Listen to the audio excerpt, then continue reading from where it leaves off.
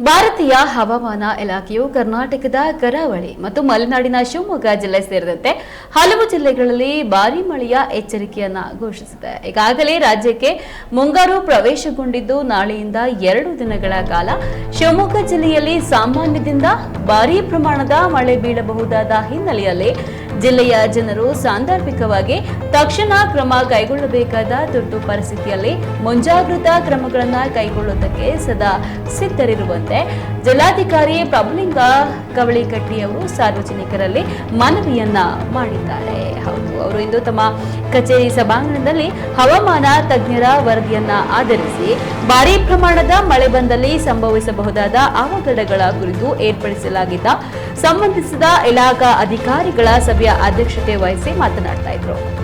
ಇಂತಹ ತುರ್ತು ಸಂದರ್ಭದಲ್ಲಿ ಕಂದಾಯ, ಅರಣ್ಯ, ಅಗ್ನಿಶಾಮಕ, ಪಂಚಾಯತ್ ರಾಜ್, ಲೋಕೋಪಯೋಗಿ, ಸ್ಥಳೀಯ ಸಂಸ್ಥೆಗಳು ಸೇರಿದಂತೆ ವಿವಿಧ ಇಲಾಖೆಗಳ ಹಿರಿಯ ಅಧಿಕಾರಿಗಳು ರಜೆಯ ಮೇಲೆ ತೆರಳದಂತೆ ಹಾಗೂ ತಮ್ಮ ಕಾರ್ಯಕ್ಷೇತ್ರದಲ್ಲಿದ್ದು ಸಕಾಲದಲ್ಲಿ ಸೂಕ್ತ ಕ್ರಮ ಕೈಗೊಳ್ಳುವಂತೆ ಅವರು ಸಲಹೆ ನೀಡಿದರು. ಇನ್ನು ಅಧಿಕಾರಿ ಸಿಬ್ಬಂದಿಗಳು ಕೇಂದ್ರ ಸ್ಥಾನದಿಂದ ಹೊರಹೋಗದಂತೆ ಅವರು ಸೂಚನೆಯನ್ನ ನೀಡಿದ್ದಾರೆ.